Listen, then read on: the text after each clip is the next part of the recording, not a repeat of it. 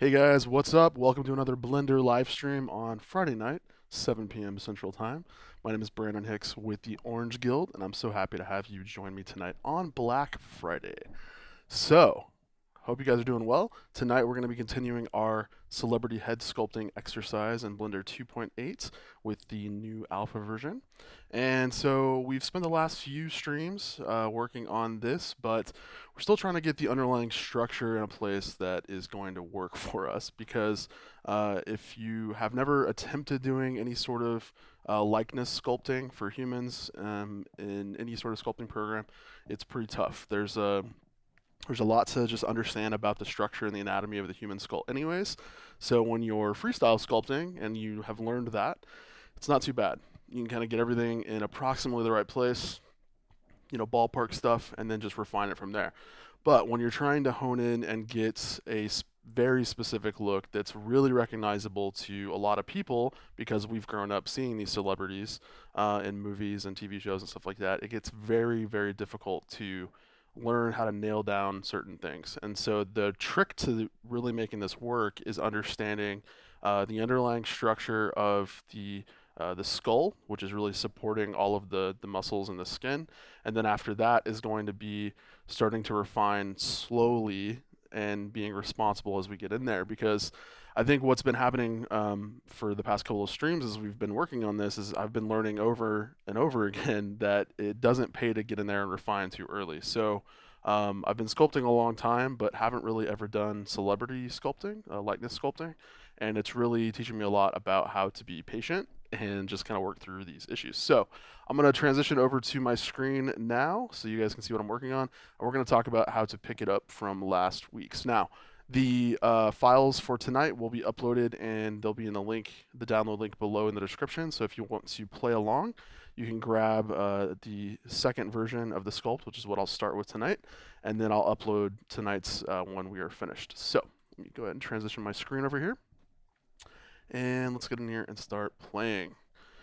So there's quite a bit that's changing in 2.8. We've talked about that quite a lot, but there's just little things here and there that I'm continuing to pick up as we get in here and start playing, which is exactly why we're doing it. We want to get in here and start learning the interface so that when we finally get the full release, we know what we're doing.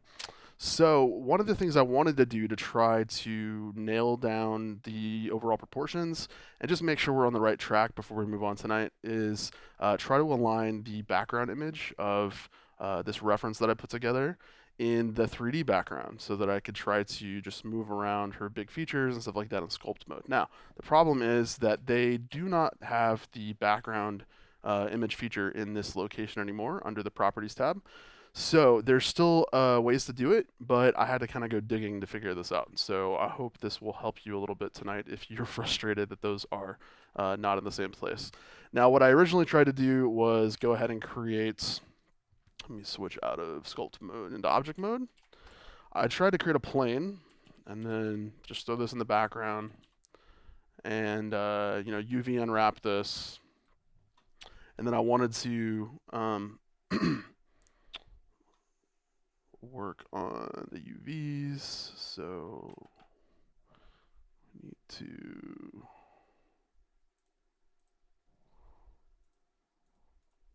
there we go, UV edit. So we could move this into place here, get this lined up, and then kind of reload back in the background image, and you guys know how that works. Problem is that won't show up in the 3D viewport unless you go into a rendered view of some kind. And if we go into the look dev mode, I could get the image to show up on this plane, but not in a way that would allow this to be transparent for my character. So there was no way to see through the head to kind of start lining things up.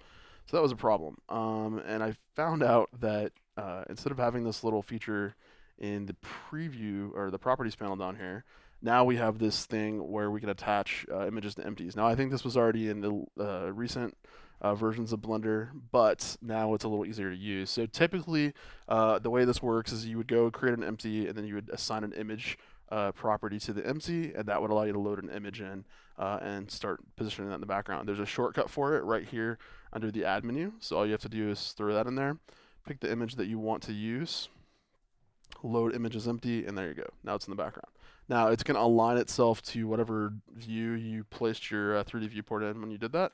So if you hit Alt-R to clear the rotations, and then just kind of rotate this back into place, it'll let you kind of play with that. Now this is interactive. You can scale it by left-clicking and dragging on these corners to kind of put that into place. You can also grab the center and move it around, so that's kind of cool.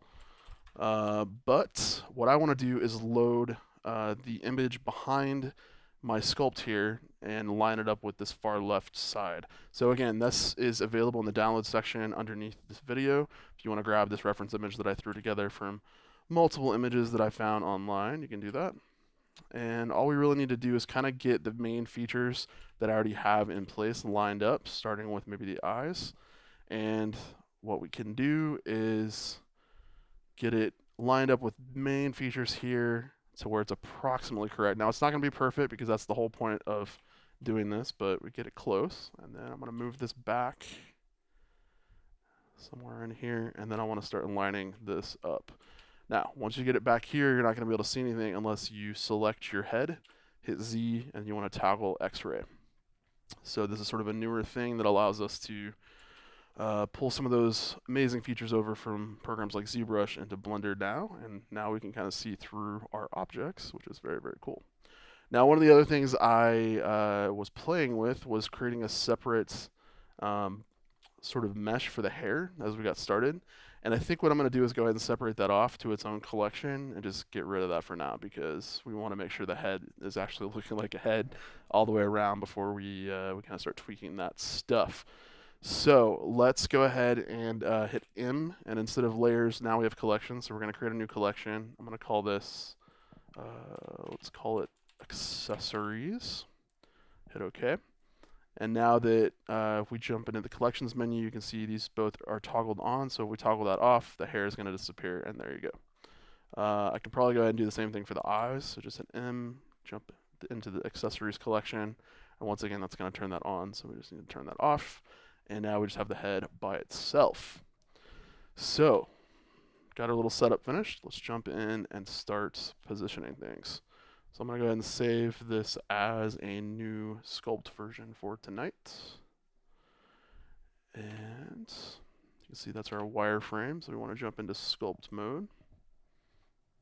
Now remember, it's still automatically disabling dynamic topology. So right now I want it off, but as you start playing with sculpting and you're jumping in and out of modes, just remember to turn that back on if you are switching in and out a lot, because it is frustrating that it doesn't remember your setting there. So I'm just going to grab the move brush or the grab brush and move stuff around. It's still symmetrical at this point. So what's great about this is we can really quickly just start dialing in some of these main features here.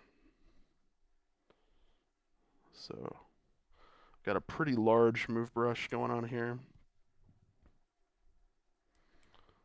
And of course, we're not really worried about anything specific down here. We're just kind of concerned with getting that silhouette of the head in the right place.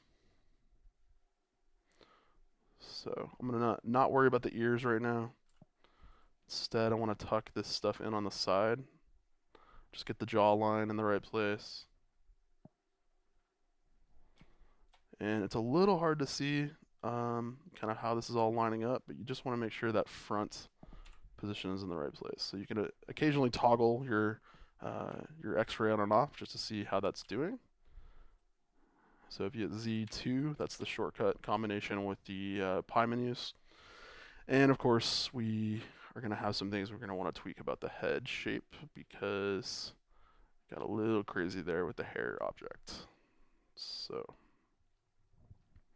okay, so now we can go ahead and create another image plane for the other side profile here. So I'm going to jump back into object mode.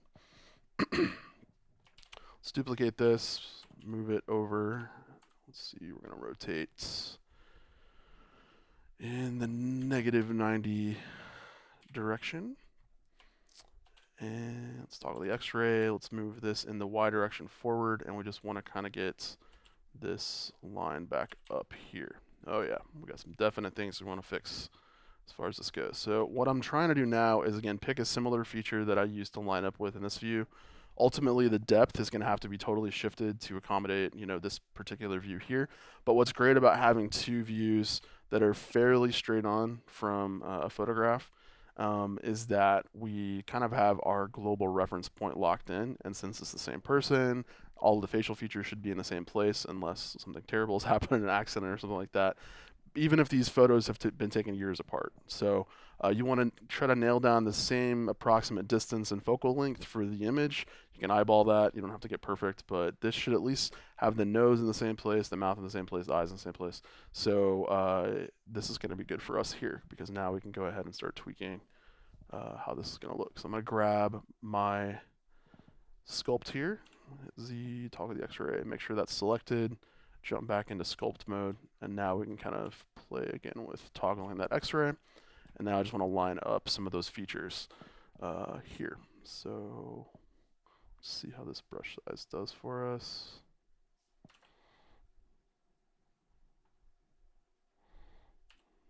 A little big, so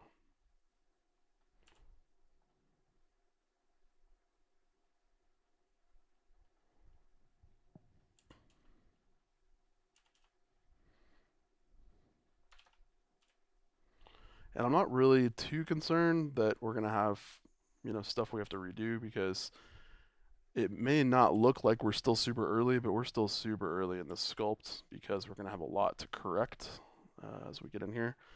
So essentially, this step isn't always necessary, but I think it's definitely something that, unless you're just trying to eyeball everything and get good at that, if you've got reference, then pull it in and try to line it up to at least get your foundations in the right place, because it will save you a lot of headache if you can at least determine early on that you've made good decisions with your big shapes in the sculpt. And once you have that out of the way, it's like, all right, well, any details that I throw onto this object at this point, I know I'm probably going to be okay.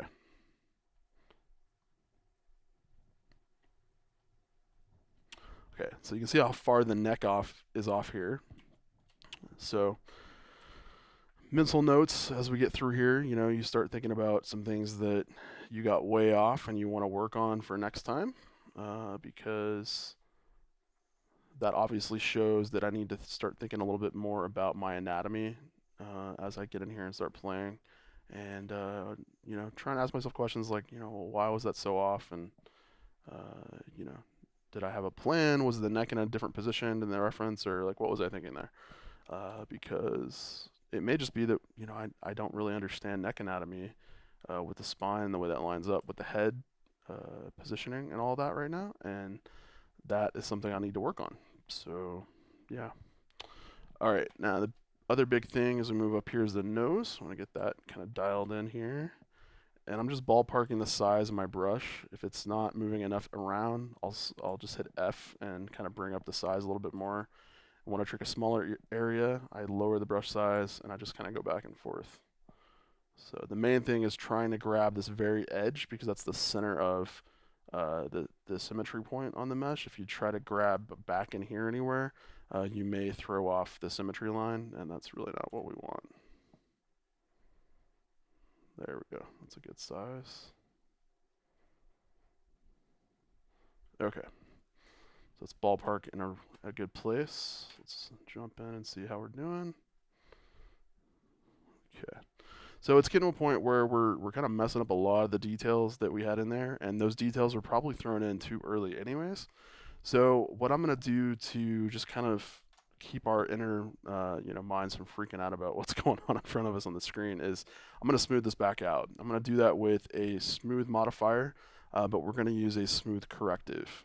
So I want to select that, and then I'm going to turn my factor up to 1, and then we can turn the repeat value up higher.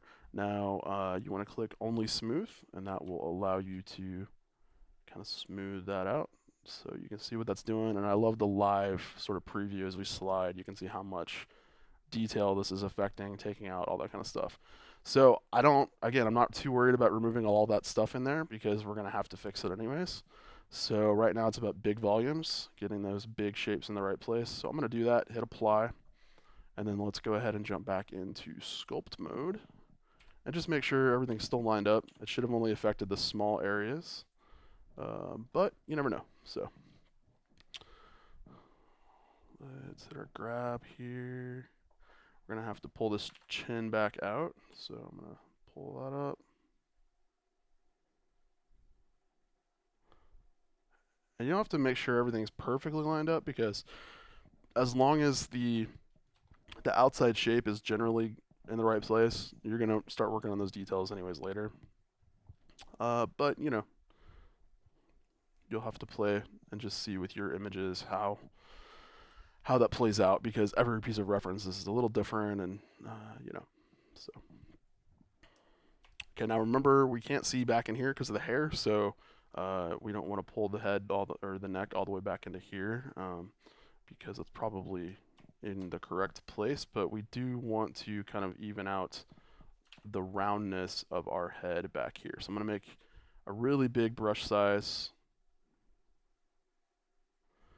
and just want to kind of round this off a little bit. And I'm just very subtly pushing and pulling and tweaking as we go. Get incrementally smaller with your brush size to kind of start rounding those bigger features out. But you can see that's more of a head shape now in terms of the skull, and from a silhouette perspective, that's kind of what we want there. So last big tweak is making sure that the forehead is kind of in the right place as it goes up into the hairline. I want to make sure that the skull is in the right positioning there. And other than that, I think we will be good to go. So make one more little tweak here. Kind of round this off a little bit more. And then, of course, anything else we want to tweak, we can do as we go. So let's switch back in. Okay, I'm going to make one final check from the front view to make sure we are good. So I'm switching into front with the 1 on the number pad, Z and 2 to switch back into wireframe or X-ray mode. And then once again, we've had some alterations because we smoothed out and everything. So let's just double check, make sure we're happy with where all this is sitting. I'm not going to touch anything up here because I think we're good. But the neck width is definitely a little wide, so let's pull that in. And then I'll increase my brush size. And I'll pull out where these shoulder base objects are, like that. Okay, so obviously it's not symmetrical, so we're not going to worry about all those little details, but there we go. Now we should be fairly close to having a good proportional mesh to work on for tonight, and we can start dialing in major structural issues and getting those features locked down. But this is a good starting point, because now we know, well, the basic size of the head from the front perspective to the side profile should be right on, because we've kind of traced that with this base mesh. And you know, we're at a place now where we can kind of move on to some more sculptural structure issues. So I'm going to grab the 2 image planes in object mode. Let's move those into a new collection. We'll call this one reference. I actually love the new collection system. It's quite easy to use, and you can still use the number keys on top of your keyboard. So if I just cycle through 1, 2, and 3, it'll turn the collections on and off right here. So hitting 1 will just take us back into the first collection, which if we want to rename that, we can jump into the outliner, double click this, and call this head. And there we go. So now you can see as I cycle through in the outliner what those are doing. And I'm going to switch that back to my reference. So UV image editor, let's pick our reference image here. There we go. Save. Now we're good. Let's get sculpting.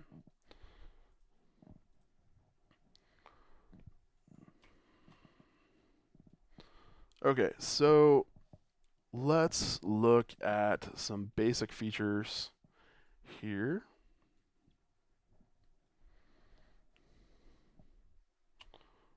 Go ahead and grab our clay strips. Just checking over my brushes real fast. I want to see if there's any new options, what we have to work with. I I think clay strips is going to be still what I kind of choose to stick with here. So pull that in, jump back up to our tool settings here, and we can switch on dynamic topology. It's going to keep warning us that we have vertex data detected. Again, I can't for the life of me figure out why this is still saying this, because we haven't added any UVs or color coordinates or anything like that. So just hit OK, and then when you hover back over the little check mark, it should just turn on. I think that's a glitch. Remember, we're still in alpha, so that's fine. But let's kind of dial in our settings here tonight. So details or percentage, I'm going to set at 25%. Refine method, we're using subdivide collapse. Detailing is going to be brush detail, so it will depend on the size of our brush here, as well as the detail percentage to lock in how much refinement we're adding with the dynamic subdivision or tessellation. Remember that remesh is here. That's going to be good as we get in here and start playing. But let's take a look at what we want to do here.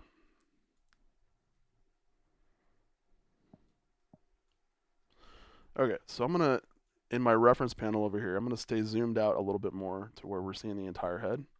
And then I'm going to try to keep my 3D viewport distance kind of back as well.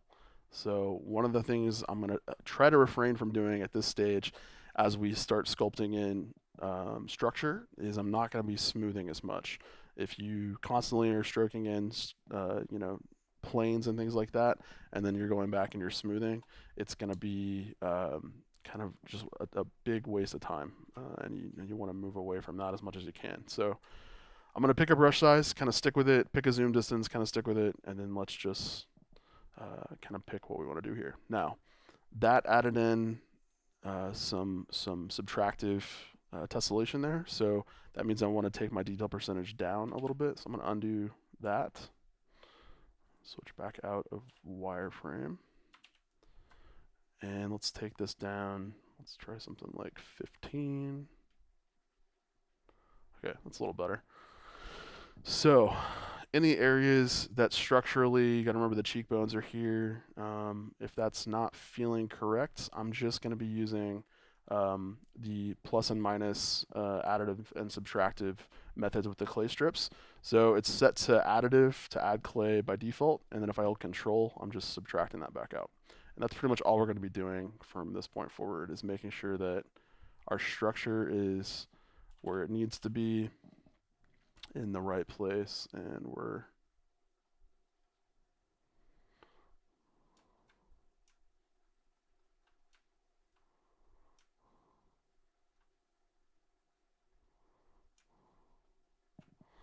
okay. So if I can't get enough detail in there, I'm just slightly lowering the brush size with the left and right brackets on my keyboard, or I can hit F and dial it in a little bit more easily that way.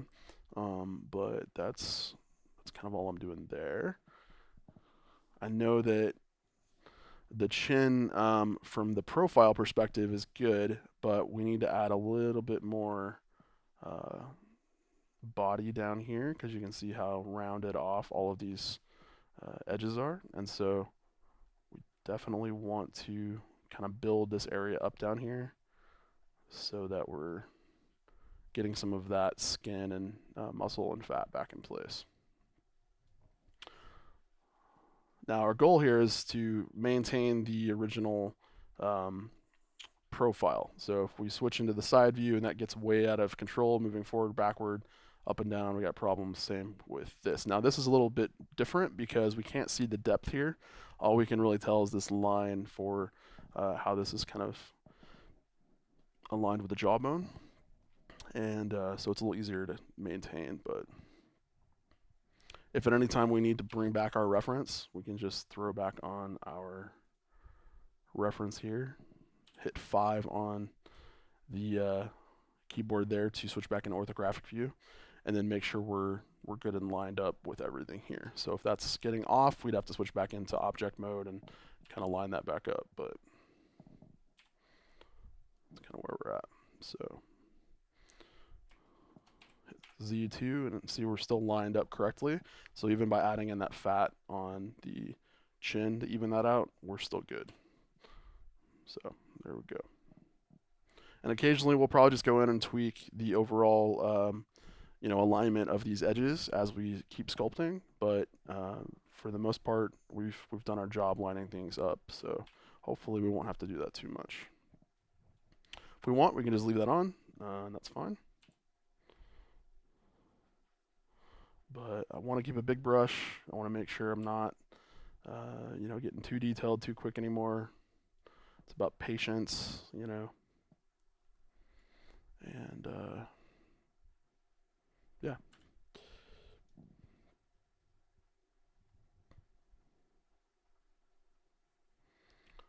Patience is probably the best way to kind of describe that.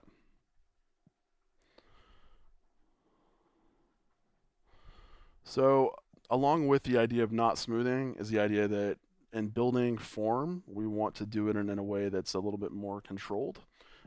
So, going back to traditional sculpting methods, what we want to start working on is the way that we build strokes up.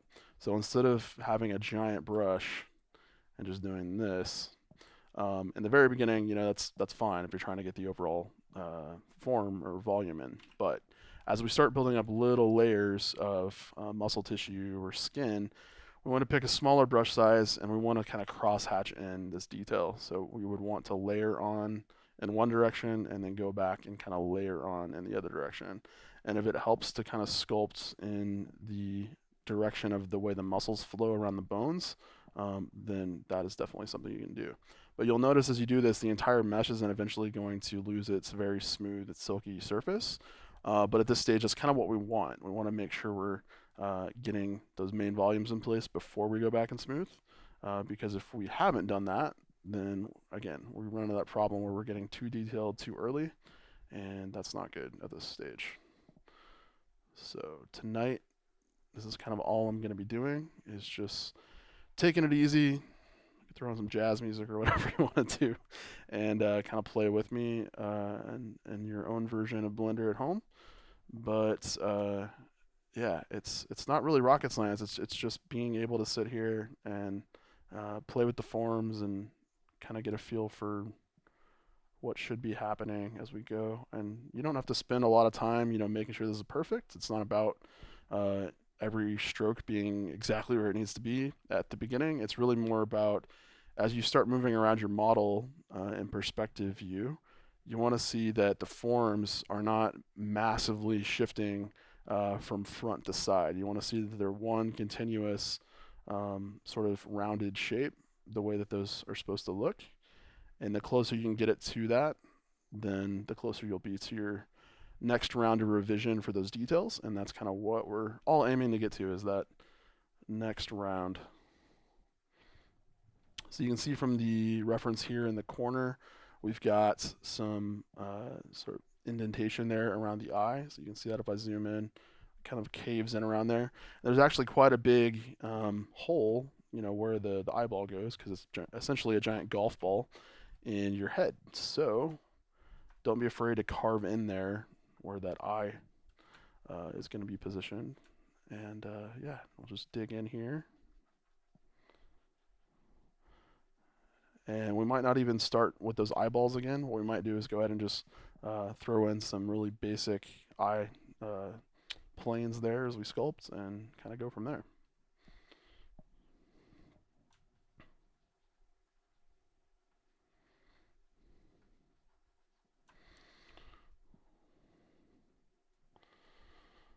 Okay, so what's cool is like if you can get it to a point at an early stage like this where you start seeing the celebrity or whoever you're sculpting um, and hints of their little features, then you know that when you start getting into and they're refining and doing things like that, that you've already kind of started to win. Because if you can get it looking good at this stage, then that really means you've locked down the structure in a way that works. And that's kind of the ultimate goal here, is how early can you get your sculpture looking like this person in sort of a caricature format. And um, if you can do it super early, then you'll have no problems when it comes to getting those details in, because it's really just repeating the exact same process on a more zoomed in scale here. So this is it's really an exercise in kind of self-control. And What I also like about not refining as we go is that you can tell where you've sculpted and not backtrack and spend a lot of time on the same place. So yeah, that's good because as you've already seen, I've spent at least 4 hours on this already, and a lot of that time is probably time that we could have sped through a little faster if we had been paying attention to some of these fundamentals. But you know, we're all learning, so that's why we're here. If you're in the chat tonight, hit me up. Let me know what you're working on, and we can kind of talk about what you'd like to about sculpting or just what's going on.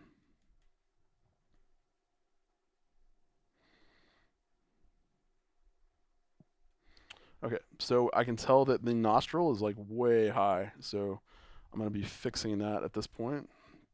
I'm just going to fill this in a little bit.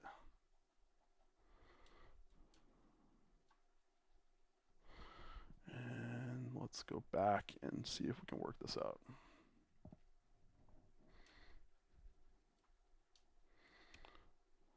It's always helpful if you find an area that's just way out of control. Just take it back to the basics, and you know, don't be afraid to go back in there and kind of mess with something that you've sculpted on before, because it's better to fix it than to get 90% of the way finished with the model and then have to go fix it at that point, which you will, because it'll stand out as a big problem. And I'd rather fix it now when we're kind of bringing everything up at the same level at the same time, and that way, it all kind of works together. And it won't necessarily mean you have to spend as much time in the ugly phase, which I know we all hate, and I certainly don't enjoy sharing my work when it's sort of in that ugly phase. So once again, let's take a look in the profile view. Got some areas that are getting a little bit carved in and taken off too much. So let's hit our grab. Let's pull those back out. And you can see just how fast it is to get in here and kind of correct that stuff.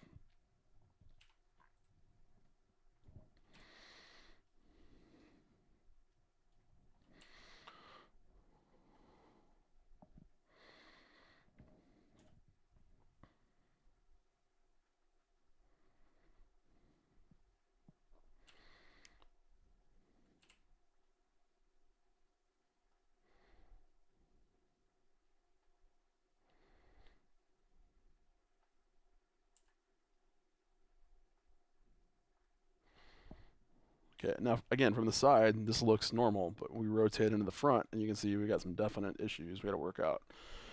So just remember, we lined up these outer edges. This center sort of divot is just something we need to bring up to the same distance on those edges. So just a little bit of stroking there is all it takes. And then if we really want to get back in with the crease, we can kind of drag in that line on the mouth again. But again, I would stick basically to 1 or 2 brushes at this point. Moving clay strip is really all you need to kind of get this going. And anything extra is gonna tempt you to get distracted and all that kind of stuff, and we don't really want to do that. It's already tempting enough to get ahead of ourselves and all of that stuff. So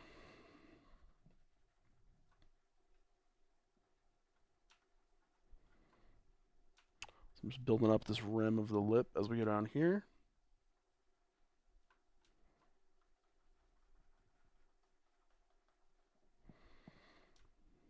Now this one ends a little earlier in terms of the way that it dips in, so I want to keep that in mind.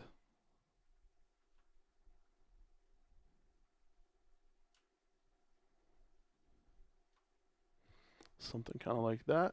And we're just ballparking those details. We're not getting them perfect, but it helps.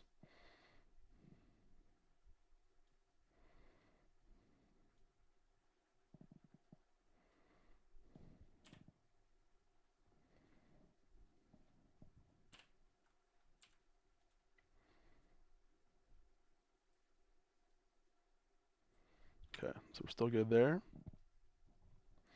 Let's move up a little bit.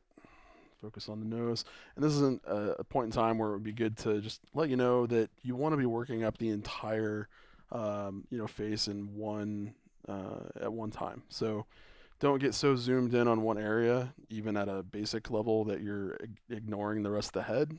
Because the more you can kind of get everything staged out in one go before you move on to the next stage, the better off you're going to be.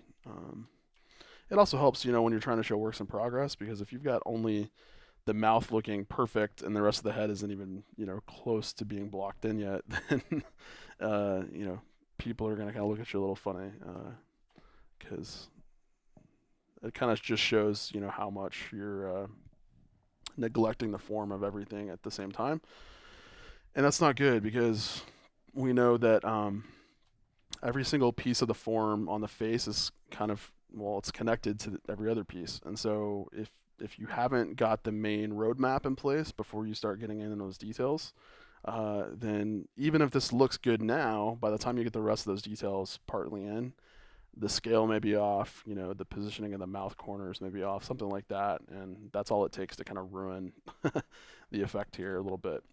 So at this point, let's make sure these main feature alignments in the interior of the face are in the right place. So I'm going to be looking at the corners of the mouth. I'm going to be looking at the corners of where these eyes would go. We're going to be sculpting in some basic eyes, and then I'm going to be looking at nostrils, corners of the nose, things like that.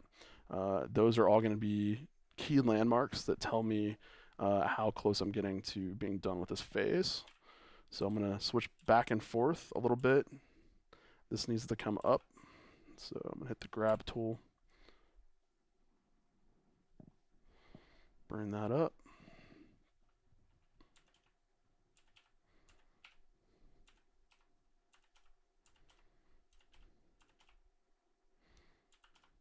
Okay. The mouth should be sort of ending down here. So let me kind of correct that. I'm trying to learn the keyboard shortcuts for all of my tools over here. So if you just hover over those, it'll tell you what those new shortcuts are. But they're using the pie menus. So a little different.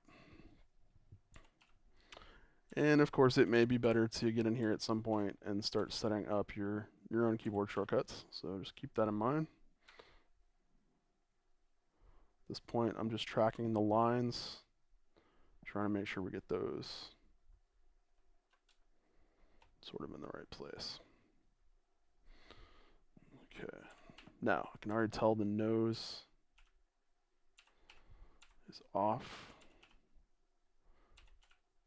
a little bit here. It needs to kind of end down in here, and we've got it kind of going over into there. So let's hit G, grab a bigger brush. Let's bring that in. See where the nostrils are at. Yeah, those are way off.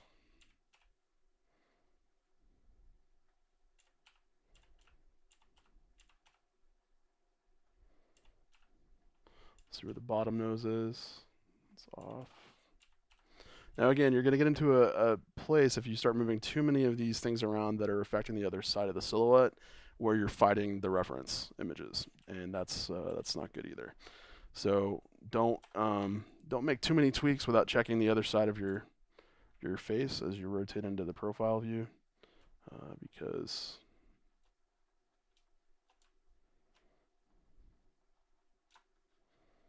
it can definitely cause some problems there.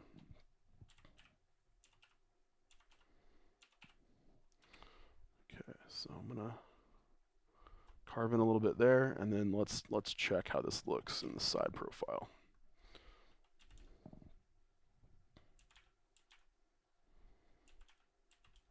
Okay, for the most part, we're looking okay. I'm going to depth-wise, let's just correct a little bit here.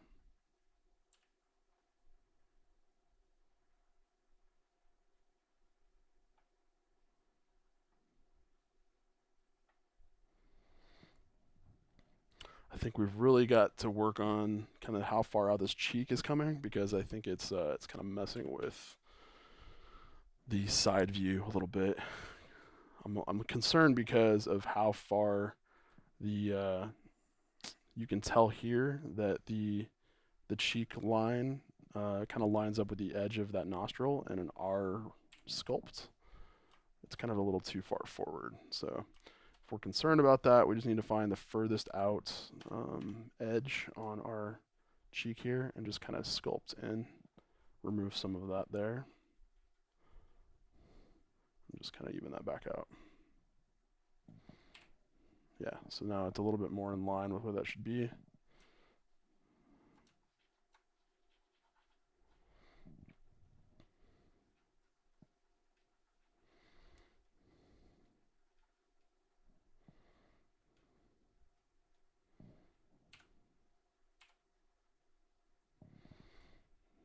Okay. So back to comparing features. The corner of the mouth should be, it's interesting, usually it lines up a little bit more with the inside of the eye, the tear duct here, but her mouth is a little wider, so it's coming out almost to the center of her pupil, maybe the edge of her iris a little bit more. So I'm going to leave my cursor over where her mouth sort of corner ends, hit Z2, and you can see how far off we are here. So that definitely needs to come out. So let's grab,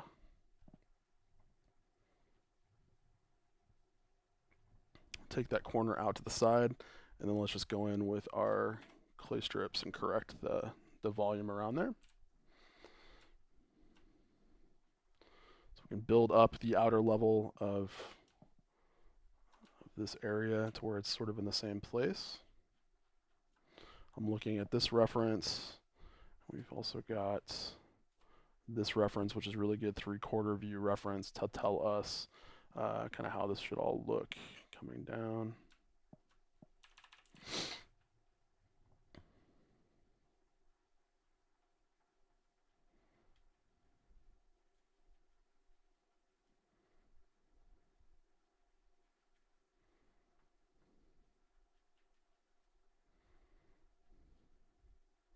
So the tricky thing here is not paying attention to the color shifts in the photograph, but instead you want to pay attention to the volume shifts with the way the shadows are affecting things.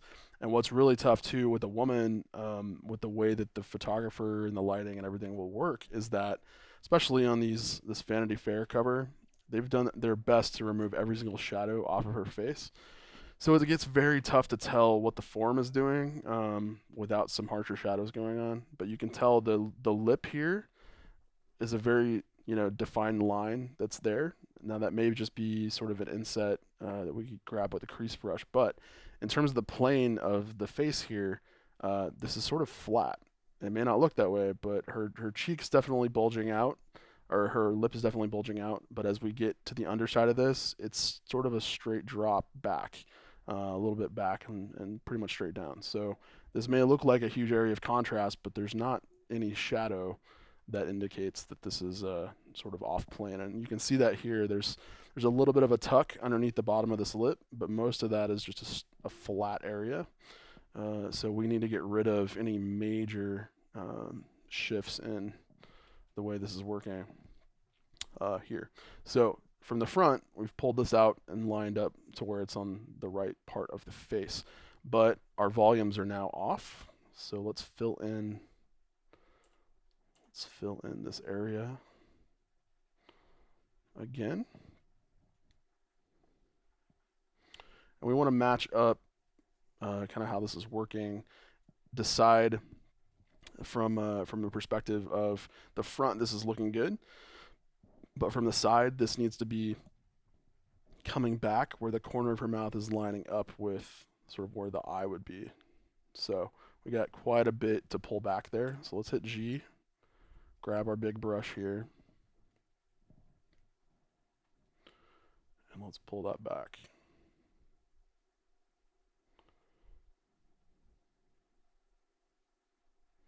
And again, it may look off now, but that's what the photo reference and the geometry is telling us.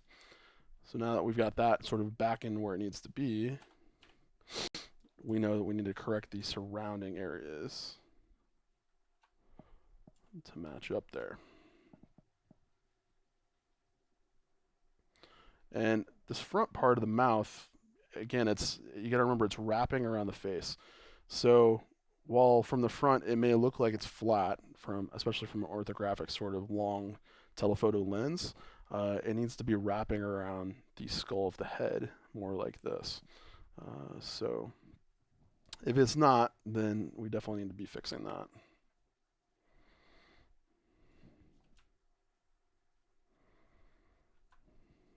Okay, let's ballpark in the right place.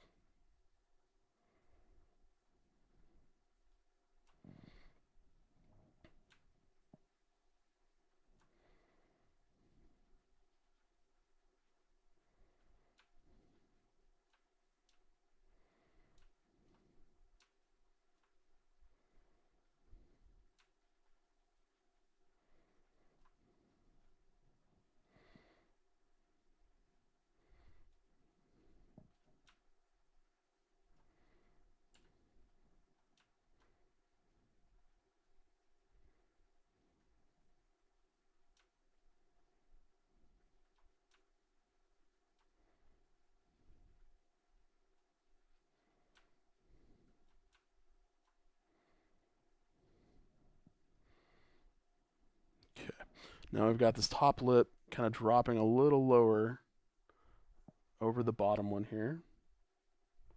So I'm going to indicate that a little bit here.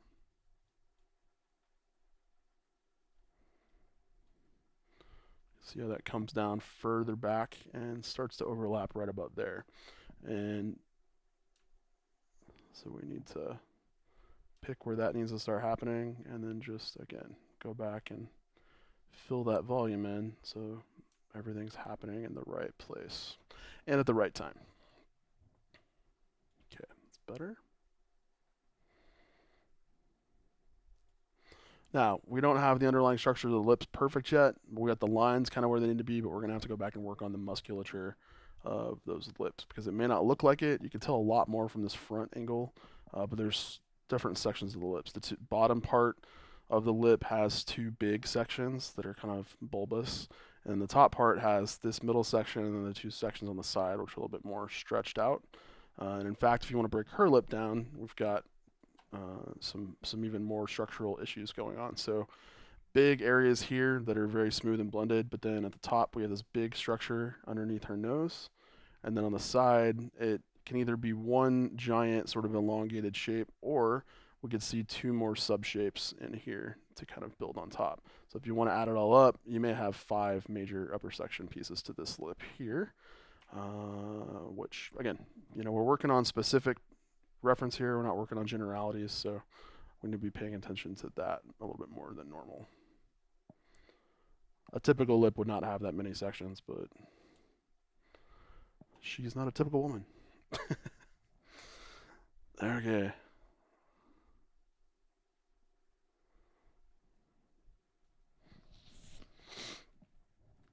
So we're about an hour in now, looking a lot different, and I'm a lot more comfortable with the way these big shapes are kind of lining up here. So our goal now for the rest of the evening is to get the rest of the head up to that place at least, before we move on to the next phase of this. So what I'm mostly concerned about now is the alignment of those interior features on the nose. So let's try to get this in the correct place here. Switch over to the move brush, and I'm going to grab this part and I want to bring this down. Now if we want to get this perfect, we can jump into the side view, turn on the x-ray view, and then try to line this nostril up to where it's pretty perfect.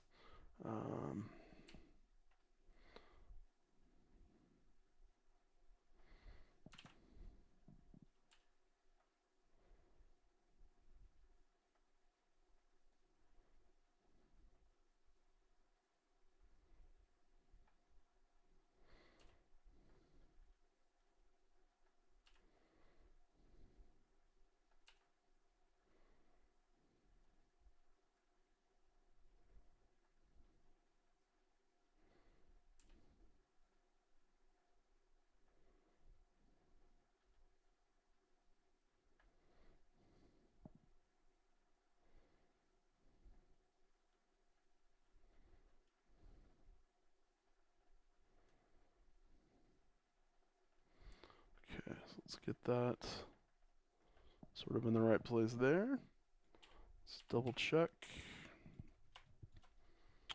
Okay, definitely want to kind of work on smoothing that up. So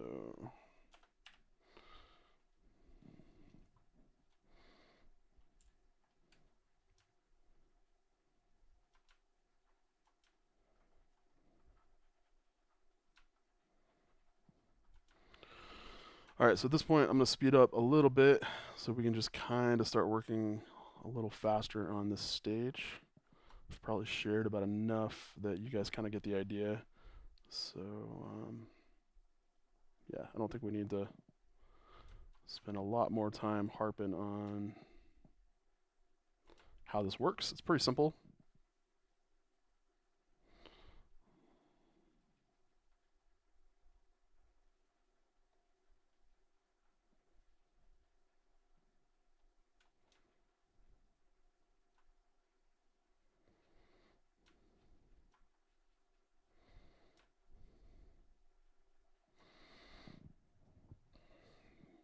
Okay.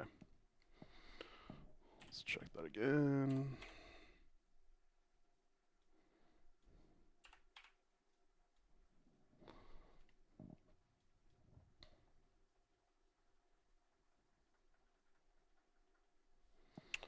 Throw on an optimize at this point. Fix that little area there. Smooth that away, and then we're back to business.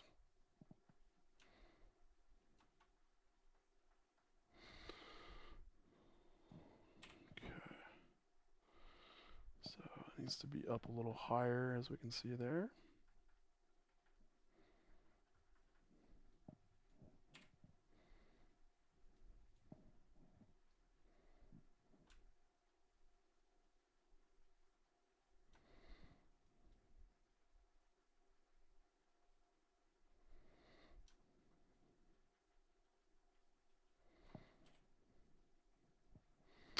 Okay, that's probably good.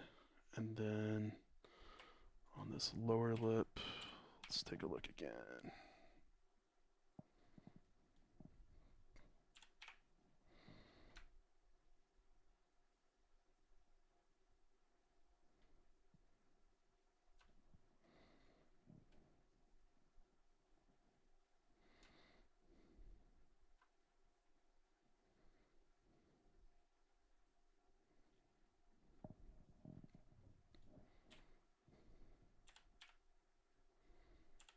Okay, and then we'll dig back in a little bit down here underneath the lip.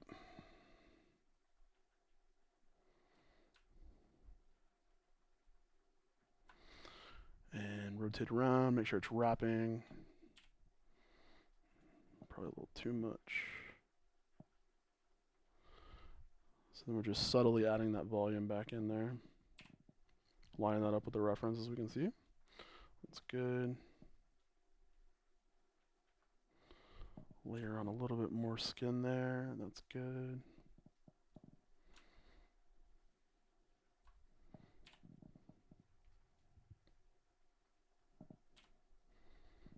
There we go. Okay. So this upper lip has an interesting sort of profile shape. The bottom lip is very rounded. The top one, though, kind of has a very sheer angle, and it comes in behind the bottom lip a little more. So that's a key differentiator with her particular face that we want to make sure we get in there, because otherwise it will feel very off. So we're going to subtly kind of pull back some of this geometry, fill in those gaps by just going back over with some strokes on the opposite side. And then we can just tell from where we are here, it's not back in far enough probably. It needs to come in a little bit more. So we'll zoom in. Again, we'll cut back some of these layers. And we'll jump in and see kind of how this is shaping up. Now, we went a little too far on this upper section. Definitely want to play to this upper portion more than the bottom, and there we go. That's pretty much all we needed to kind of get this back into the correct place. Anywhere we have major shifts, we'll just kind of even that out, and then we should be good.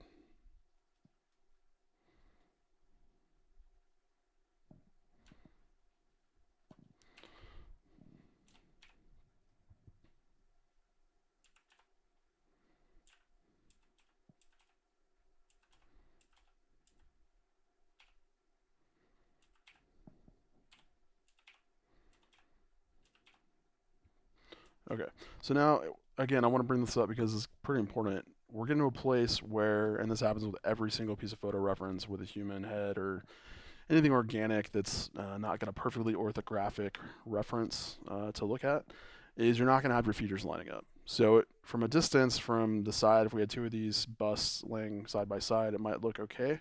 But because of the differences in the focal length of the lens and the angle and the position of the camera and all that sort of stuff, even if they look like they're sort of profile views and straight on and the front and the side, unless they were taken by the same photographer on the same day, and it was planned that way, you're probably not going to have these line up. So it's not something to worry about. You just need to kind of pick a view that you're going to favor in terms of where the positioning of all the main features are going to go. Use the other reference only for positioning in the axis that you need it in. So, for instance, if we're going to use this side profile view as the main reference point, then we're going to use this for the vertical positioning and the depth information here. When we switch into the front view, the only thing we're going to use this view for is the left to right positioning on one side of the face, because you got to remember this is symmetrical. So we have to pick one side of the face we want to use, ignore the other one because every face is asymmetrical, but we got to start with a symmetrical design and then kind of work backwards. So I'm only going to be looking at how this lines up left to right on these main features and not top to bottom. All right. So 1 hour left. Here we go. We are in a good position. Okay, so you can see as we started to adjust all the lower portion details of the face, all of the upper portion features are kind of changing as well and needing to be moved around, and that's totally fine. That means we're making positive adjustments to the layout of the face, and that's exactly what we want. So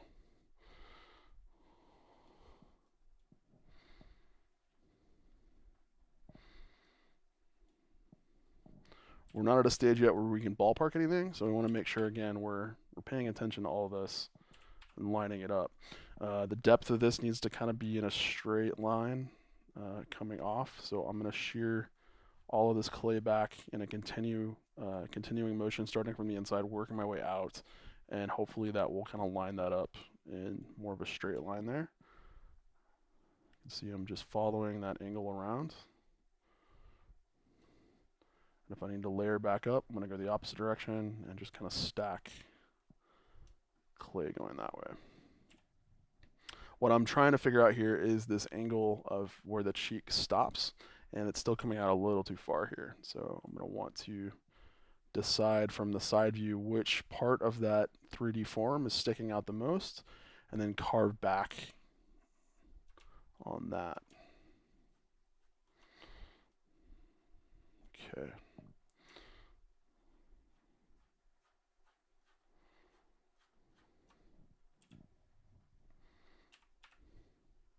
It's getting a little better, but you can see that's more of a straight line in terms of what we want to see there. So continue to shape this a little bit more.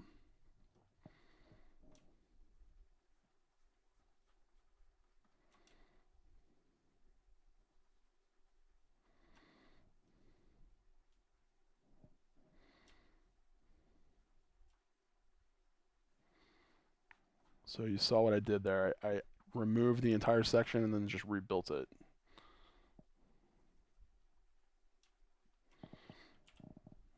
And now we've got a lot more of a straight line there. You can see how that's lining up a little bit better with the reference.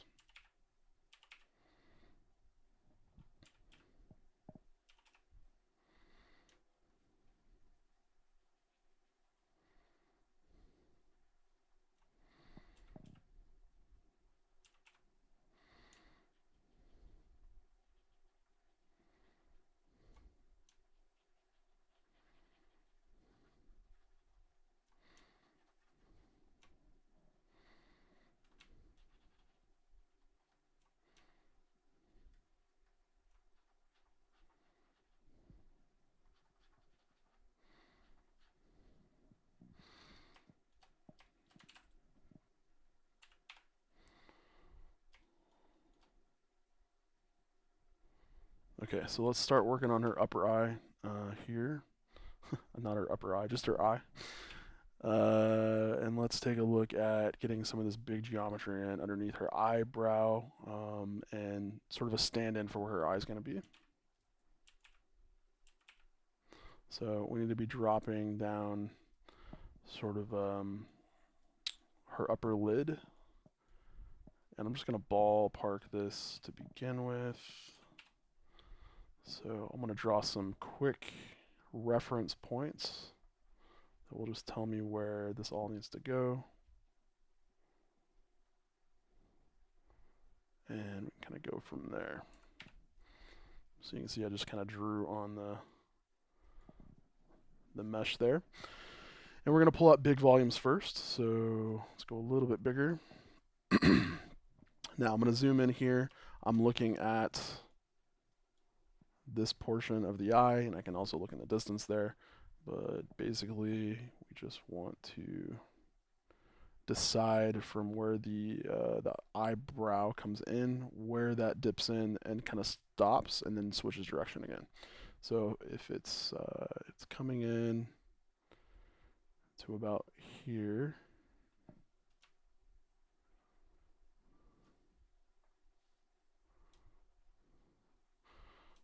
quickly kind of get some of that junk out of the way there.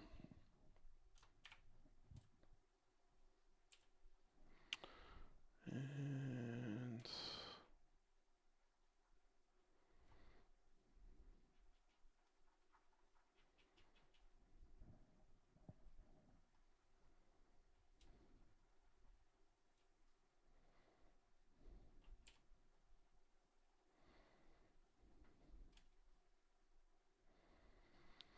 all right, let's remesh real fast. Anytime we're making really large changes to the underlying volume on a dynamic topology mesh, we want to just occasionally optimize, resymmetrize, something like that to make sure we're looking good there. So now when I resymmetrize, because I've been looking at the right side of the face, if I do this, I want to make sure I'm going from the positive x to the negative x. So right now it's switched to the opposite. So we're going to switch this to positive to negative, symmetrize. That should leave this side of the face the same and make this side of the face the same as the right side. Okay.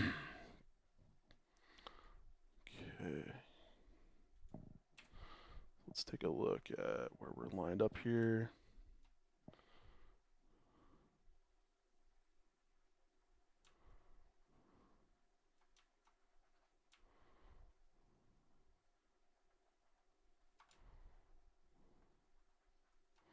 And at this point, it might just be a good idea to kind of totally rebuild this section because we are pretty far off on how some of this is looking. So I'm just going to dig in here.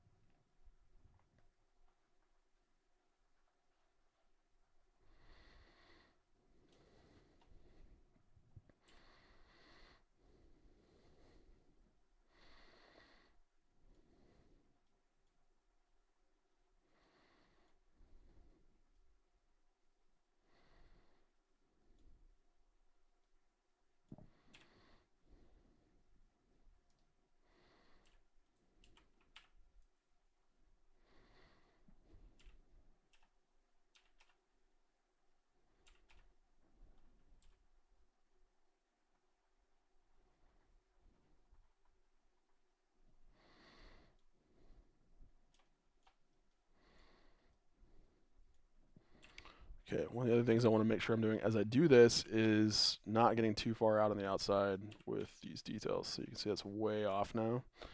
And I want to correct this as we go.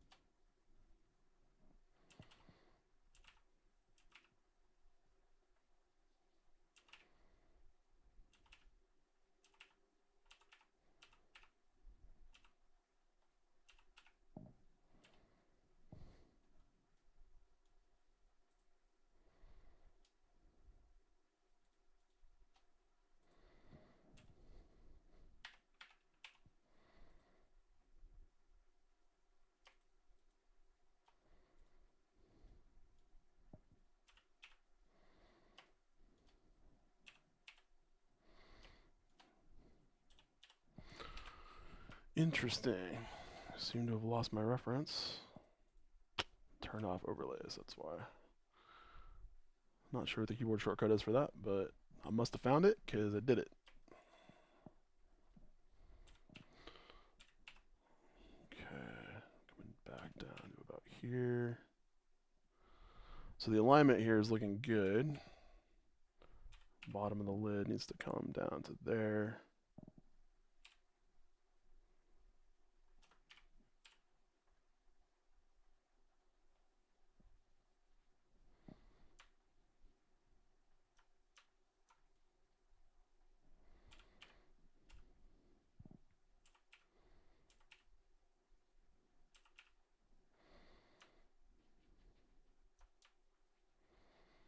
See, and all this is informing us about how far off we are on the rest of our positions for this cheek muscle and the eyebrow and all that stuff.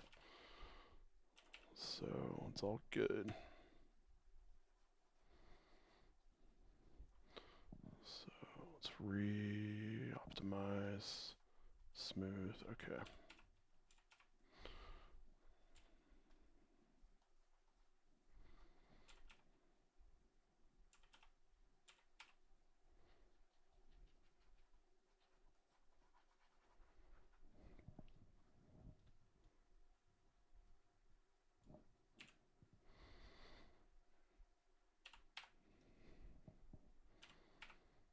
Okay, so now we're going to carve in, bearing in mind where all those positions are, and we're just, again, we're tweaking the left and right position.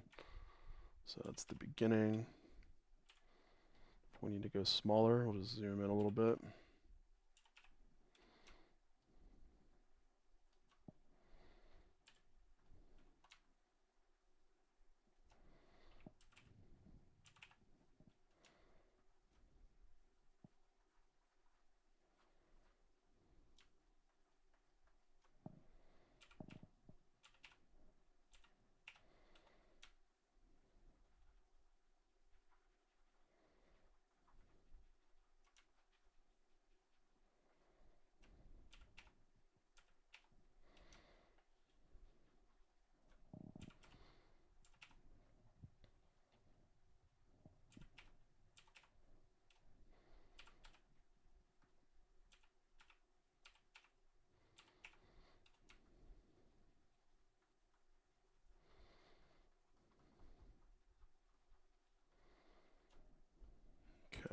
I'm not making a lot of headway with that current size, so let's bring up the size of our brush here. And just focus on kind of rounding this all off. Just remember this is laying on top of a ball, essentially, which is what our eye is. Sphere, so we want to make sure we're rounding that off so that that's kind of what it looks like.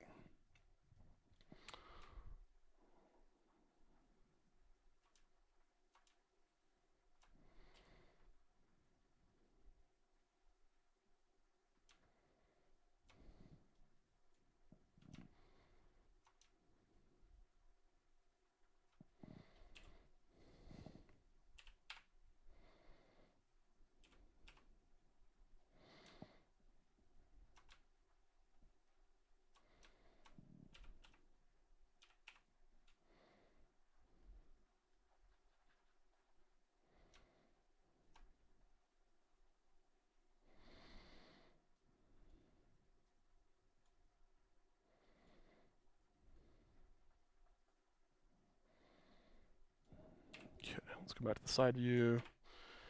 Take a look at where we're at. Our eye position should be about the same from the reference, so I'm not too worried about that not lining up. But we'll just have to see and kind of play it by ear.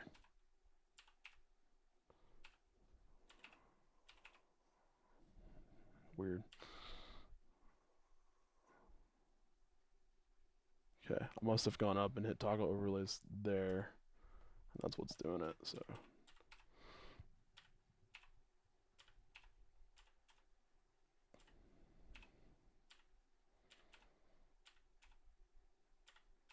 Okay, so now let's go ahead and carve in, and instead of using clay strips, because it's tough to carve in and build back on top and all that stuff, Sometimes it's just easier to use crease. So I'm going to make sure I line this up really well.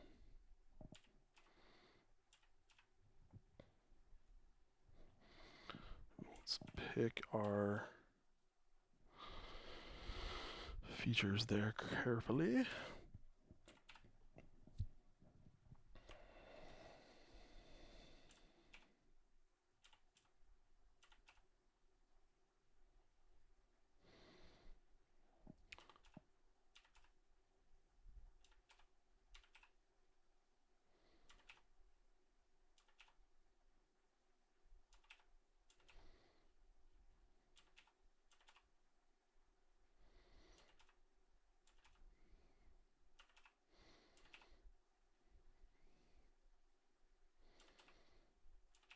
Okay, there we go.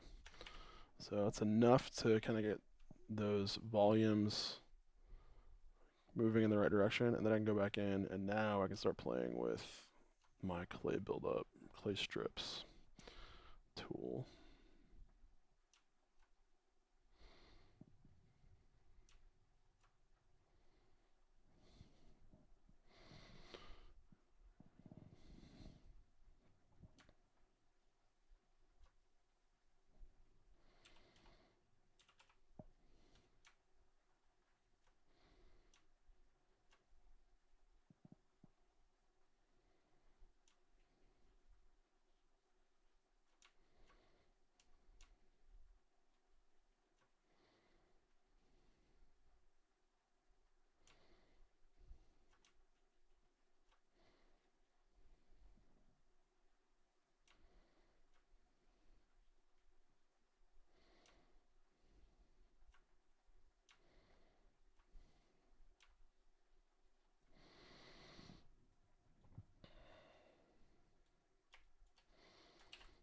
Okay, we're headed in the right direction there.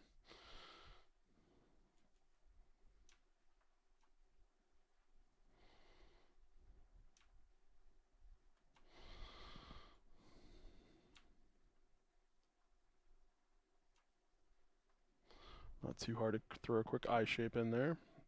And ultimately, like, this isn't really going to matter so much as the areas around the eye, because the eye itself, when we get to the final rendering stage, it's definitely going to be something we want to focus on making it look really, really good. But right now, it's more about making sure all of these little tucks and folds around the area is kind of working, because without that, it's definitely going to look off. So the less we can focus on trying to get obsessed with those eye shapes, the better off we're going to be.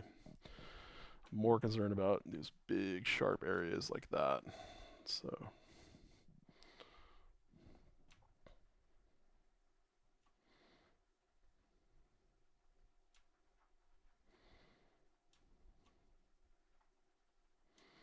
we want to be controlling the forms, don't want to let the forms be controlling us. And that's easier said than done, but with a little bit of discipline and patience, we can do it. Okay, let's make sure all of those little features are where they need to be.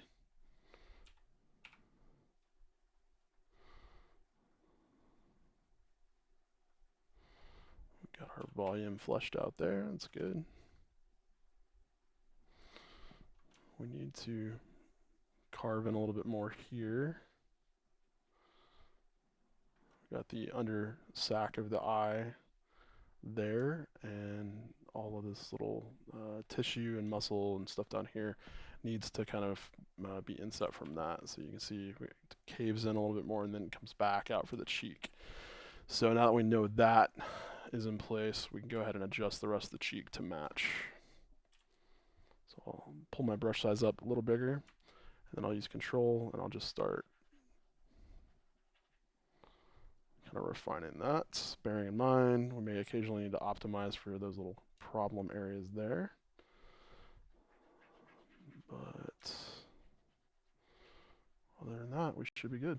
So that also will help line up that straight line we were looking for earlier. So that's not so much of a problem anymore.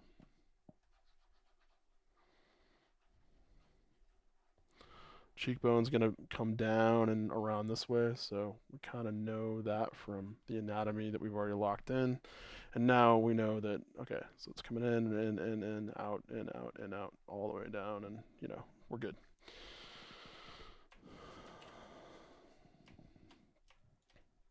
So getting it to this point feels a lot better because although it looks uglier in terms of the surface detail, those big forms are getting matched up a lot more clearer than they were. So headed in the right direction, but I think by the time we get to the end of the stream tonight at 9, we should be looking pretty good.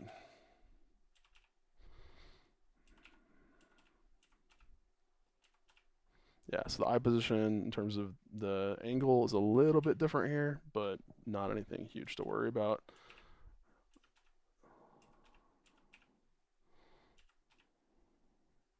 Remember, we're just looking left to right, seeing that the corners of these eyes are lined up correctly. Pupil's good. Okay, outside edge of our brow needs to kind of stop a little earlier, so kind of needs to stop there.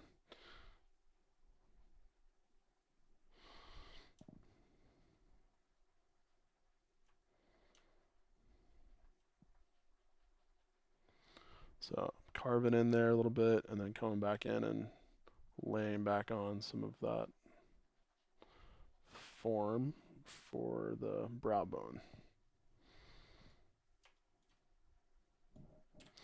Let's play with silhouette, make sure we're good. Okay, need to flatten that back down. So we can use the scrape brush to do that.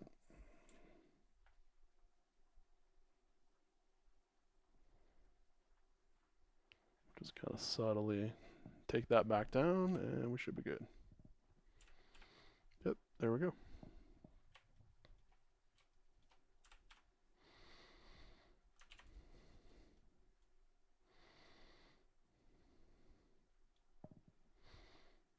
Now, at some point, if you are still concerned about all of the, the markings of the raking and stuff we've been doing on the face, if you really want to come in and kind of quickly preview that smooth again, just throw on another smooth corrective, check off only smooth, and then start cranking up those repeat factors. Turn the factor up to 1, and you should be able to tell here that we've got some things going on. Now, what you probably want to do while you're doing this is jump back into object mode. So that will change things a little bit.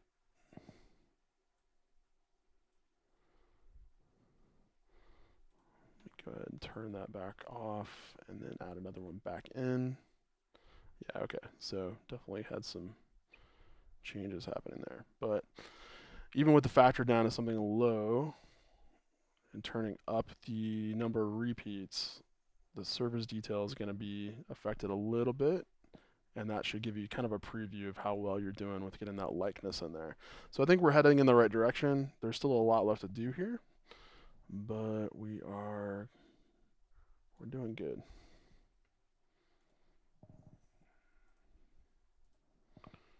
Okay, so remember, dynamic topology is gone now. Gotta throw that back on. Okay. And let's take a look. So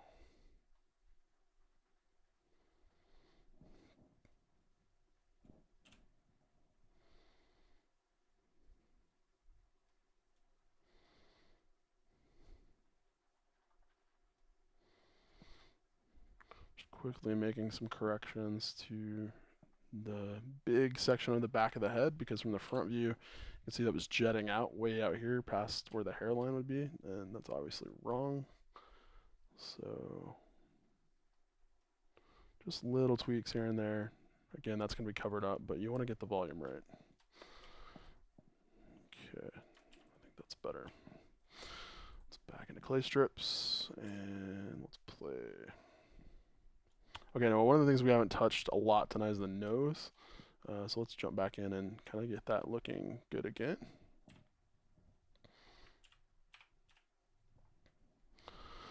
So now that the cheek is kind of falling in the right place here, as far out as it needs to go, we can kind of start getting those forms in the nose back in place. Now, one of the big problems we had last time was trying to get the nostril position correctly and the rest of these forms kind of lined up. So let's just take it one step at a time here. Main thing is, starting off, do we have the edge of the nose still in the right place? And we do. Do we have the highest portion of the nostril there? I think we do. Yeah, it probably needs to come out a little further. Maybe not. We'll see. Hey, Lorenzo, what's up? Glad to see you in the chat tonight. We got about half an hour left, so you're good. Okay, yeah. So again, from this front reference, we zoom in here, you can see how little shadowing we have going on here, and it's very, very hard from this one perspective to tell what's going on. So now that we've got two lined up, definitely have a little bit easier job telling depth-wise how far out we need to go. But we have a little bit, it's subtle, but there's a little bit of concavity happening here. So again, we're just going to need to work these forms up slowly, take our time, not get too ahead of ourselves, and just pay attention. So if you start seeing these little weird things happening here, a lot of times you just need to hit optimize or smooth those out, and then they'll go away. So now I did notice that height-wise, we may need to kind of make sure that's in the right place. Looks like we fixed that. That's good. Okay, this needs to come in a little bit, so I'm holding control.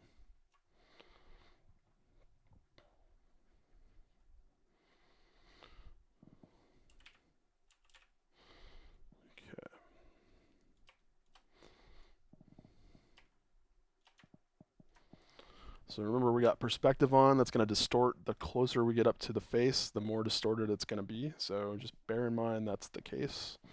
I've got mine set at 50 millimeter focal length, which is what the human eye would see approximately. So that's kind of what I like to use when I sculpt.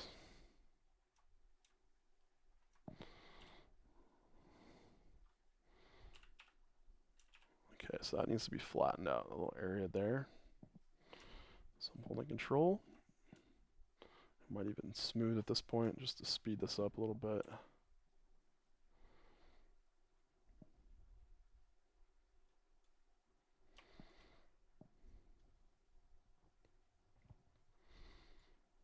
Okay, I'm going to make my brush size quite a bit smaller, and then we can kind of start detailing out some of the stuff here. Now,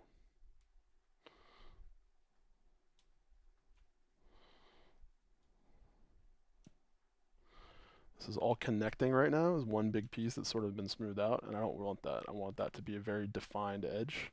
So I'm carving away here to make sure that's happening.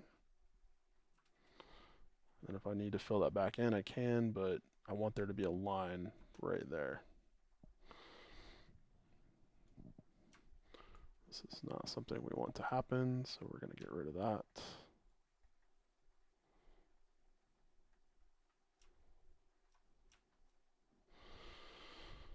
Okay, so let's check again. How far out does the front of the nostril go? That's perfect. How far back does it go? That's perfect. And then the only thing we really need to worry about here is tucking that up in a little bit. So we can sculpt that or we can just move it. But again, I don't want this connecting like it is. I want a defined line. So whatever we need to do to make that happen, but we pick one side and we work on it, just like this. Get that looking good, and then we pick the other side where the line is and we work on that. And if we work on them separately, that line will stay in the center, defined and where it's supposed to be.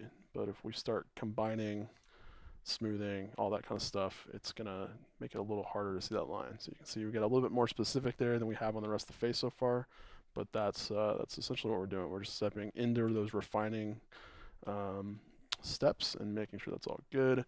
Went a little too far in there, so we want to flatten that back out by bringing this back up. So we're just gonna, again, layer on the strokes in opposite directions so that we're getting that even volume applied. Now we should be back to where we were. There we go. Okay, so I'm pretty happy with where we're headed. We got about half an hour left. Let's take a look at the nose again from the front, see if there's anything major we can work on here from side to side. Looks like this needs to come in to about there. So what I'm going to do is let's make a little mark that tells us where you need to come into. Hold control, just kind of carve in there to kind of remind ourselves. And then we'll kind of just carve the rest of that away. So we can flatten it with the scrape brush. That will help. If we want to dig, shape that back in. And if you move around while you're using this, it won't just flatten. It'll actually help you smooth and curve at the same time. So that's kind of interesting. And basically we just plane this off till it's about the same distance as the rest of the nose. We blend that in there, and then we can go back into clay strips if we need to and make sure we're looking good. So there's kind of a refined line if you look from the 3/4 view. Starts in the front of the nose, and then there's a little bit of an edge running all the way down and blending in here where it merges back up with that nostril. So from the front you can see it starts here, kind of goes around, and then it's almost a straight line, but it's kind of like that. So if we want to get that in there, we can kind of carve in, and then we build up on top back in here as needed.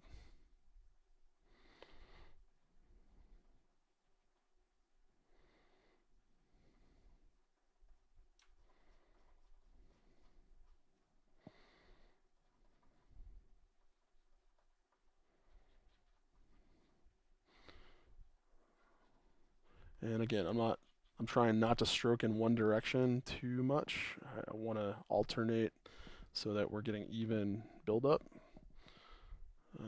But I think that's working. Got a little bit too sharp of a point there, so I want to round this off, add a little bit more clay there.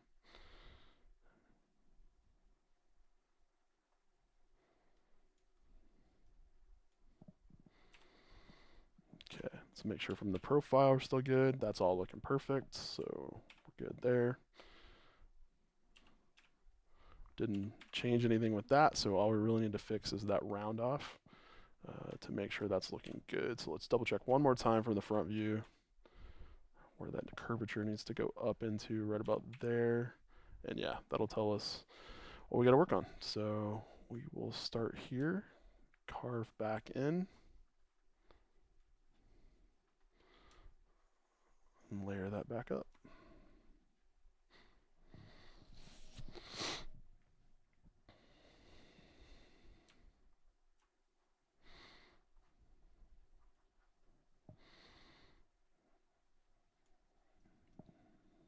Okay.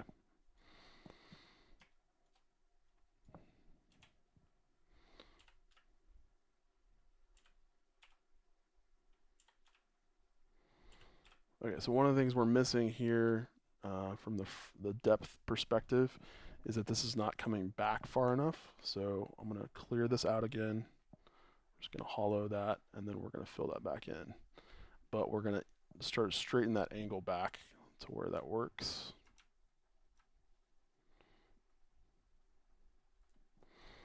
A little bit more like that.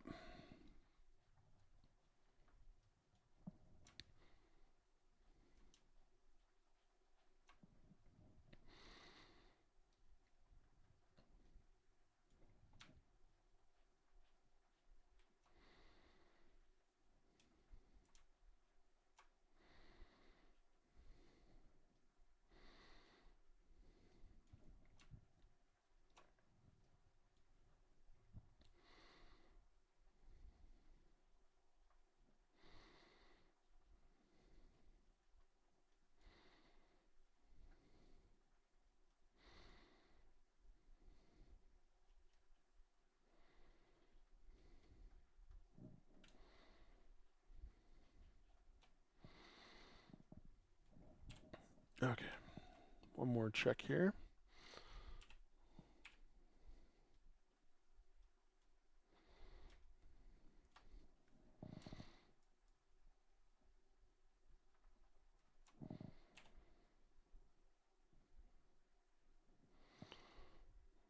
Okay, looking good, looking good.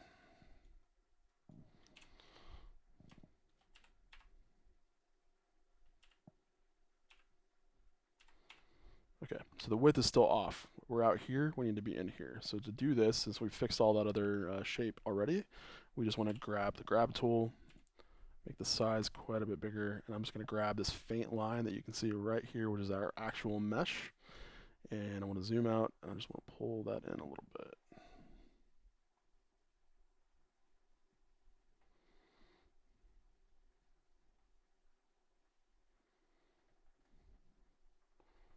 Just gently nudge all that into place, and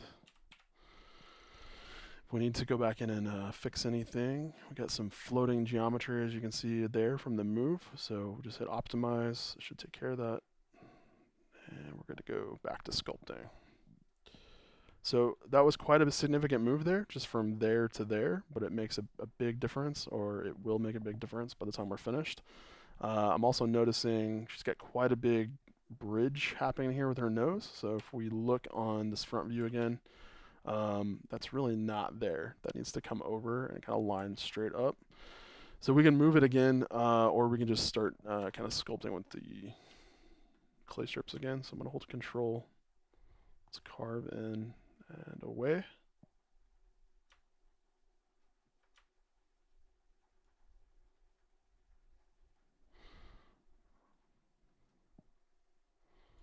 Kind of see what that does. I'm going to gently smooth just so we can kind of have an even area to play with. Should be a little bit more correct now, so let's hit.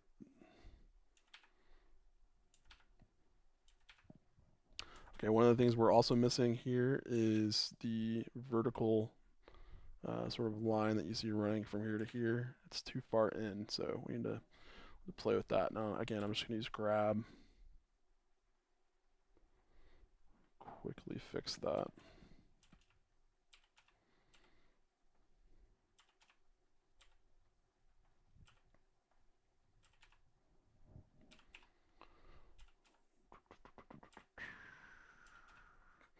I'm just switching back and forth, taking a look at these major features and making sure we're all lined up. I think we're getting a lot closer with this, this sort of method, so I'm happy that this is working.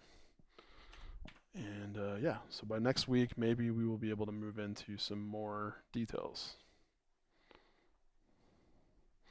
Optimize again. Now, once again, I'm gonna resymmetrize, but I'm gonna do it from positive x, negative x. Starting on this side, it's gonna move over to this side.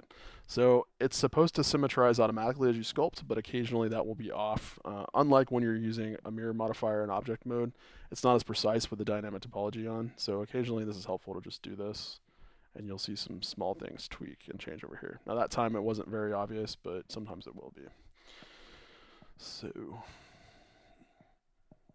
all right.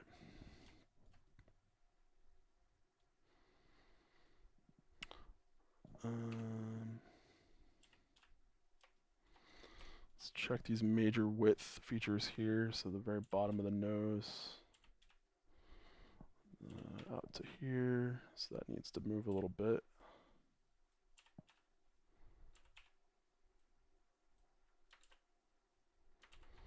Grab a bigger brush here.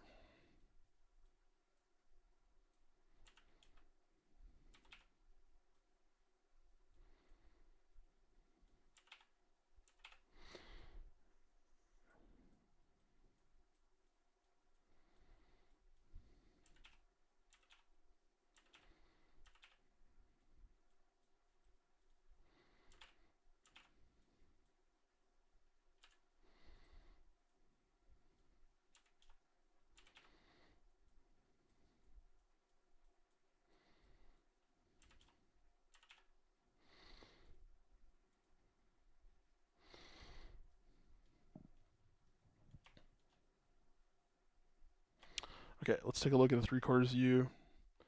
That's still connecting up to there. It blends in and kind of under into the nostril. So let's make sure we've got the same thing happening on ours. Close, but it's a little off. So let's play with that a little bit. It's too far over. It needs to stop kind of right in there. So it's one continuous line going up that way.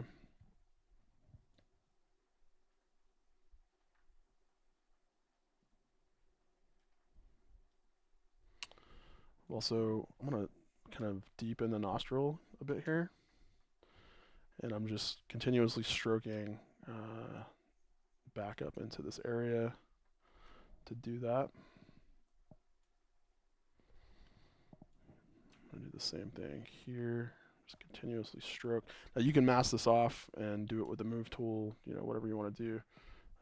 But sometimes it's easy enough just to kind of rotate into the right place here and make sure I'm doing it this way.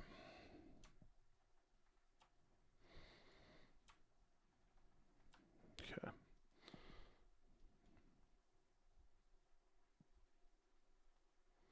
So we'll fill this area in here so that's all sort of one piece connected, as you can see there.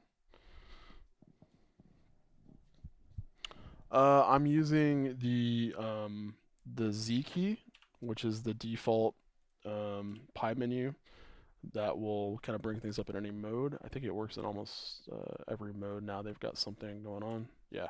So depending on what you have selected, if you're in edit mode, you hit Z, you're going to have different sorts of things here.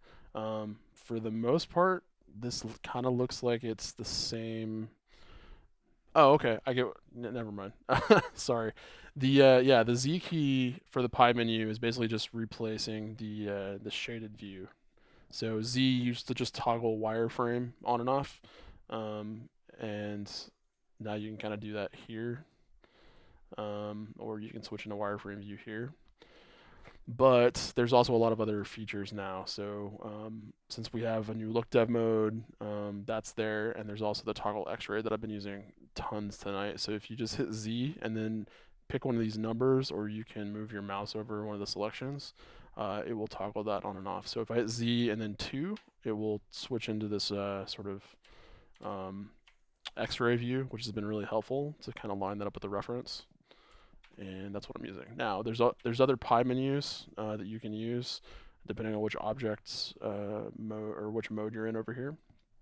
But those are still kind of changing, so I'm not gonna talk a lot about those. But Z is typically the key for your pie menu there. I know Hard Ups has its own pie menu. I think it's Q.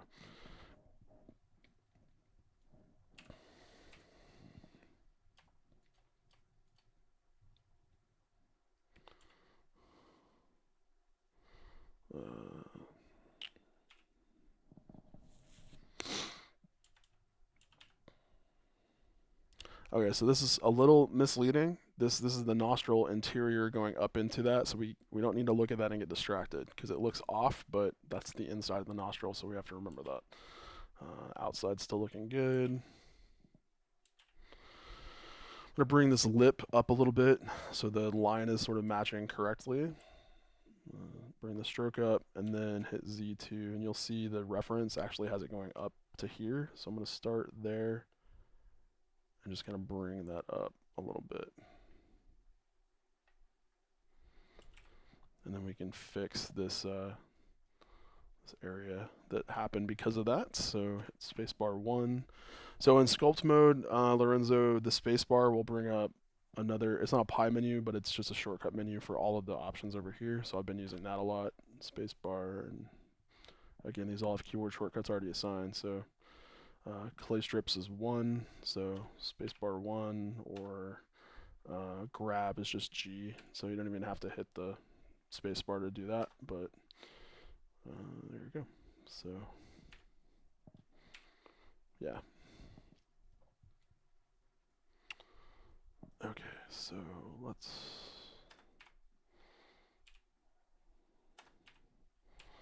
still can't remember which program I'm in sometimes. I've been using ZBrush more lately, so just playing around with different features, and I get the keyboard shortcuts mixed up all the time, and it's kind of interesting how your brain just can't cope sometimes.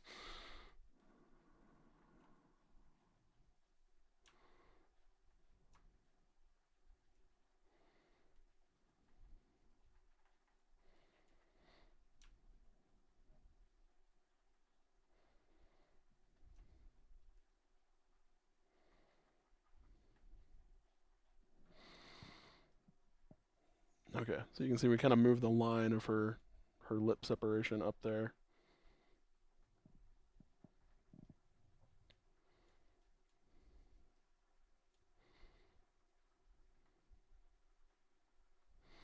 Looking at this part of the reference there, you can see kind of what's going on. It's a little different.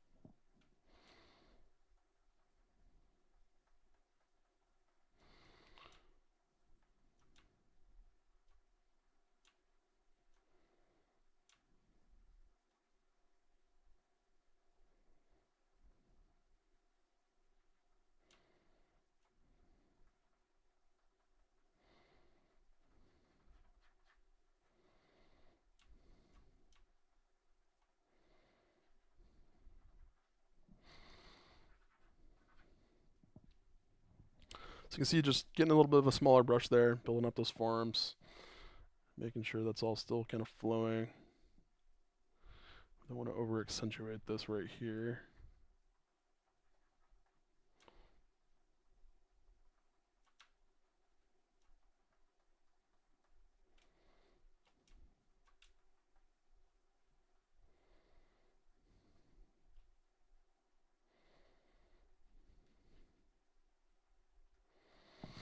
Okay, now would be a good time to check our profile view again, make sure we haven't gone too crazy with our sculpting surface details there.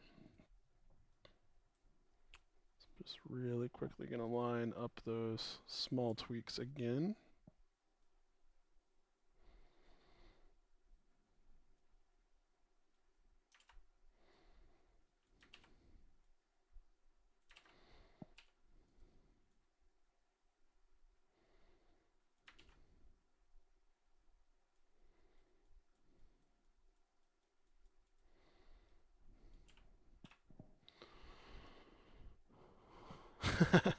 Yeah, key commands can be funny. And what's really crazy between ZBrush and Blender is just the naming conventions change all over the place.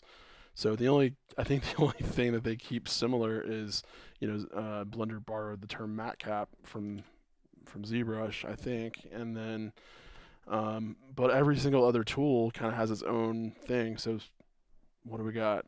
Is there a standard? No, standard's called draw in Blender. Clay strips is called clay buildup in ZBrush. I think crease is probably the same. Snake hook is the same. Pinch is the same, but scrape is more akin to like a trim dynamic and things. So everything just kind of shifts, and moving back and forth all the time can kind of make you go nuts. So you just have to pay attention to that stuff. But I like it. It's fun to play with different programs and learn new things, and I love getting into ZBrush when I'm sculpting, just conceptual stuff, because it's a little quicker, and it's fun to kind of do that. Blender's catching up fast. I love their new sculpting stuff. Feels a little bit more optimized, and like it's definitely been tweaked to be better, and I like the direction it's headed. So, all right, guys, we got about 10 minutes left, so we're getting close, getting closer. It's definitely way better than it was when we started tonight. Just to show you where we were, pull that up. So you can see there's a lot of problems going on here. We got in there quick for the past first 4 hours basically in the last two streams, and which is, I really wanted to get in here and get this mocked up for you guys quick, but I've been learning a lot more about sculpting faces lately, and it's complicated. And the key is really just making sure that you have the structure in place and you're not neglecting the first part of the process, because the more you can spend time getting that done and correct, the more it's going to look correct. Now you can tell from a texture standpoint on the surface of the skin, this is bad. But this is what it should look like at this stage, because we are not worried about that. We're worried about making sure the bones are in the right place, the proportions are in the right place, everything's lined up correctly, and that, that takes time, but pros will tell you that it's worth the time, because if you don't do this stuff and get it correct early, then you're never going to get to those details that are the fun parts that we actually all want to work on, because those take hours to get to. And of course, you're going to speed up, you're going to get better, but still, a pro doesn't jump in and in 2 hours and he's into doing poor details. It doesn't work that way. And we all have to kind of be reminded of that, I think, from time to time.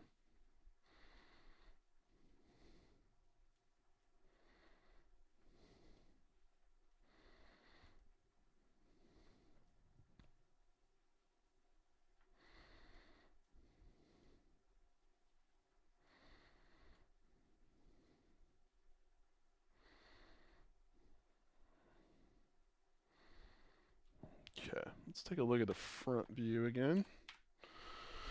So you can see just what's going on with the front lip here. Again, height-wise, we're not really paying attention to that. We're just paying attention to how far out these features are going. So the front tuck happens right about there, which means we probably want to bring that in a little bit more. So let's play with that.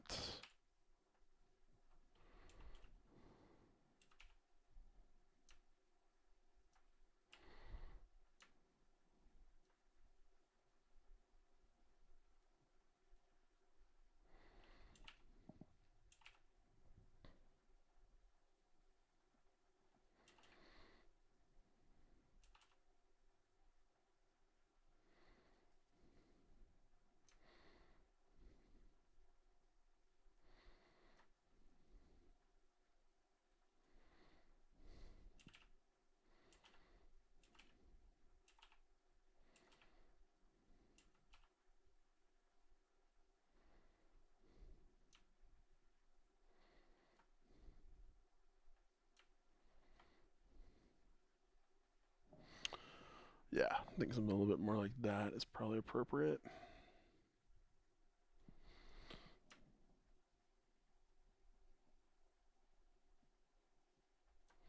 Now I'm looking around in a three-dimensional kind of rotation to make sure that the silhouette from all the way around is looking consistent. And if we're seeing major bump changes on that profile, then we want to make sure we're correcting that sort of stuff. So those surface things, not so much right now, but any of those major profile shifts are a problem. So if I find any, I'm just going back again and I'm slowly carving back away, and then going back in with the other direction using control and then just regular to shift between those two plus and minus strengths, and that will allow me to just subtly even that back out the way that I feel like it needs to happen. So that's all there is to it. It's pretty simple. It's simple, not easy.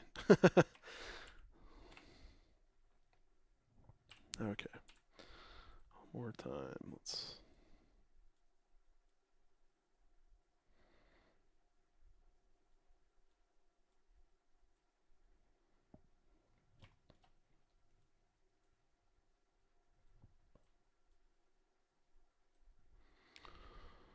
All right. It's looking good. It looks a lot more like Angelina Jolie tonight than it did last Friday night. So I think we're headed in the right direction. I hope this has been helpful for you guys. I'm planning on just kind of working on this throughout the rest of this year. So, um, oh, what do we got? We got one more. Yeah, we got one more live stream in November, and then all of December. We'll see how long I can kind of stretch this, but hoping to kind of make this last till the end of the year so you guys get a really good idea of what's possible. Just starting off with something terrible and working your way up to a final head sculpt that's a likeness. And, hopefully we'll get into some pour details and all the fun stuff, but we're going to have to spend some more time making sure the structure's perfect before we get too far into that stuff. All right, so let's take a broader look, a broader step back here. Let's pay attention to some of this curvature here in the bottom part of the lips and the chin. We have some things we could probably correct here. So let's dial this in a little bit more. And you can see with her, she's smiling a little bit more in this one than she is, I think, in the other two. But if we're just kind of looking at the way this works, then we would want to kind of follow this line down and around. So it's coming back a little further than the edge of her mouth.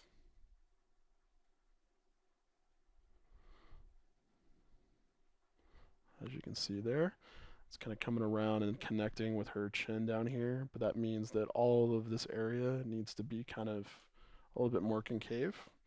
And then the chin area can kind of dip in like this.